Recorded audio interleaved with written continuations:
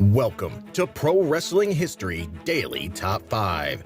I'm your host, the eclectic gentleman, Stephen Watts, and join me as I count down the top 5 moments for this day in pro wrestling history. But before we get started, don't forget to like, share, and subscribe. And without further ado, let's get our wrestling history on. Number 5, 2007.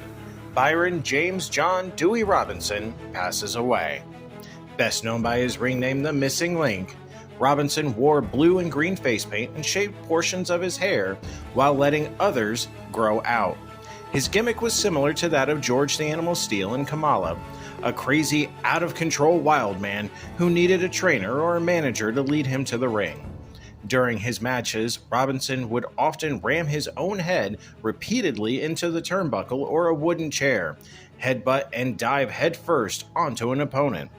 He achieved his greatest fame late in his career while wrestling for World Class Championship Wrestling, managed by Skandar Akbar, and in the WWF by Bobby Heenan and Jimmy Hart in the mid-80s. Number 4, 1929. Jack Barton Atkinson Sr. is born. Better known by his ring name Fritz Von Erich, he was an American professional wrestler, wrestling promoter, and patriarch of the Von Erich family.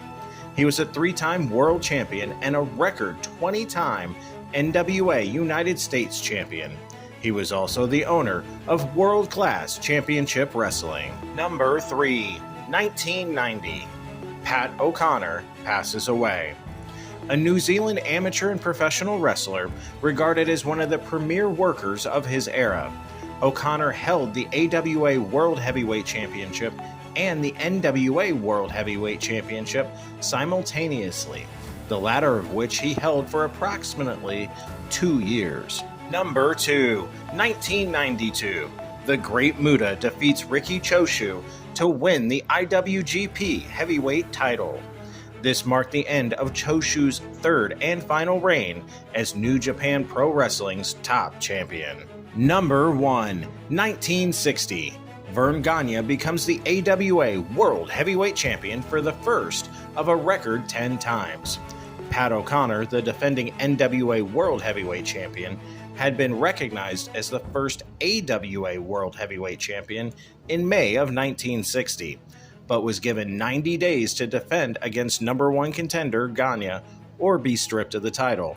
The match never happened, and Gagne was given the title. And that's our list. Make sure to comment below what you feel was the number 1 moment for this day in pro wrestling history.